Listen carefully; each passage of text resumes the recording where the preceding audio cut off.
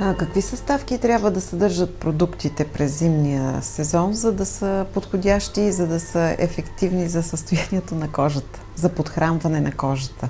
Зимните продукти, те са с малко по-гъста плътна консистенция, за да може да правят такъв защитен филм на повърхността на кожата. Говорим за дневните кремове. Когато човек излиза повече навън на студа, да може кожата да е по-добре защитена, защото ниската температура също действа много силно дехидратиращо.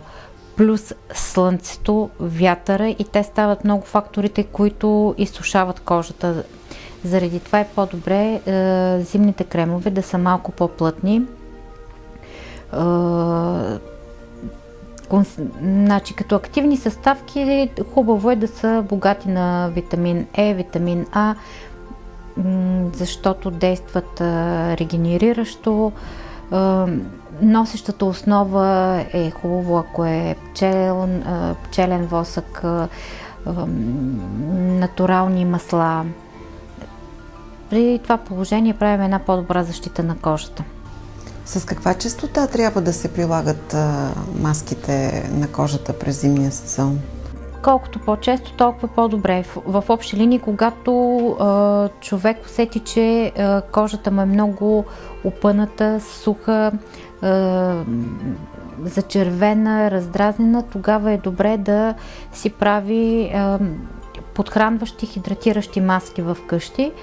А посещението в салона, значи сега е момента, в който се правят серията от процедури. Тоест, примерно една серия Anti-Age от 4-6 процедури, всяка седмица по една. Иначе, да, може малко да се скъси разстоянието, да не е примерно всеки месец да се посещава салона, а примерно 2 пъти в месеца, като единия път да се прави една по-дълбоко подхранваща терапия, на следващия път може да се направи само масаж, нали, което ще раздвижи кръвообращението, ще хидратираме, ще подхраниме кожата и така.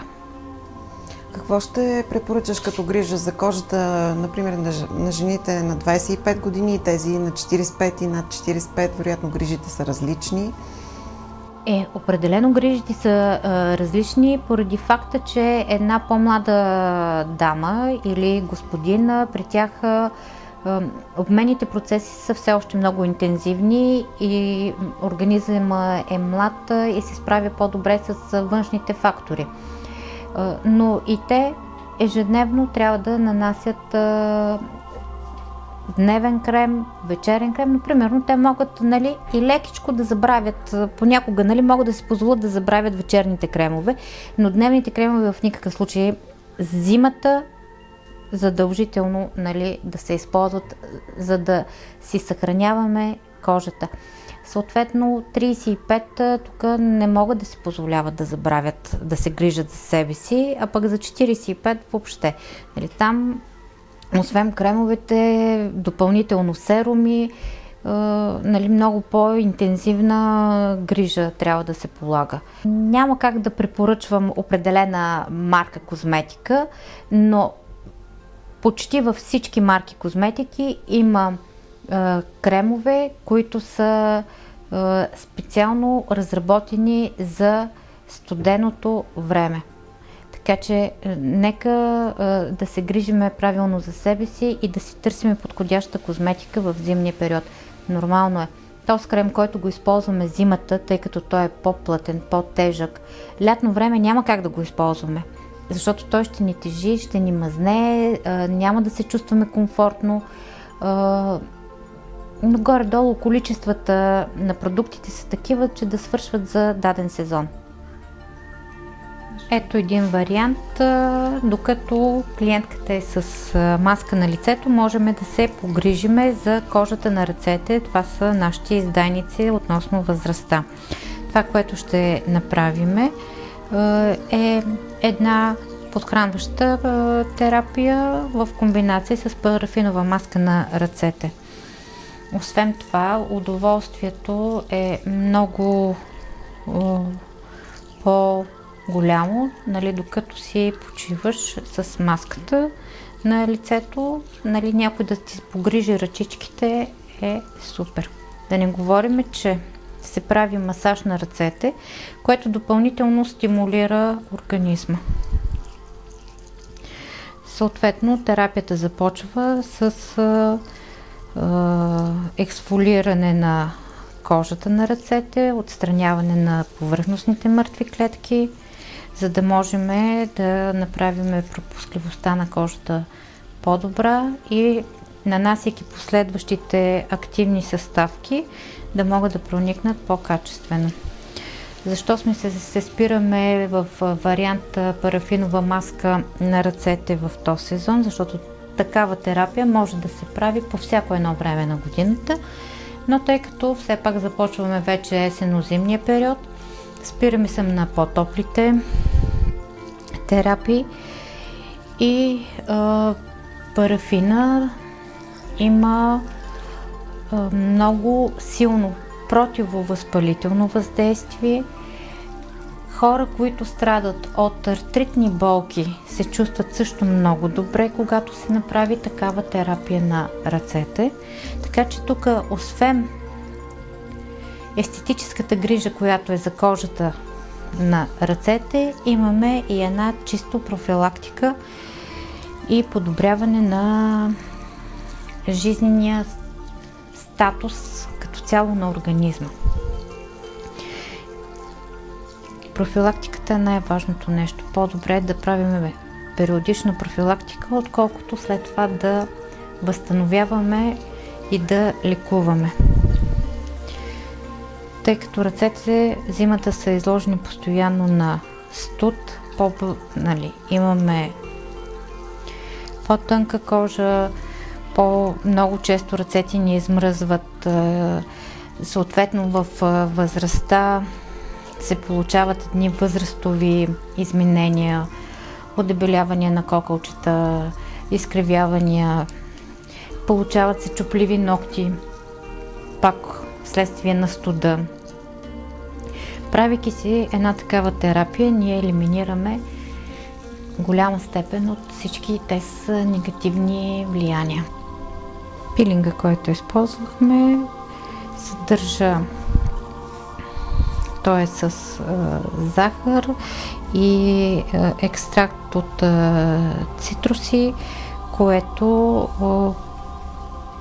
подобрява отделянето на мъртвите клетки, спомага за по-лесното отделяне и в същото време в дълбочина пак стимулираме клетъчно деление.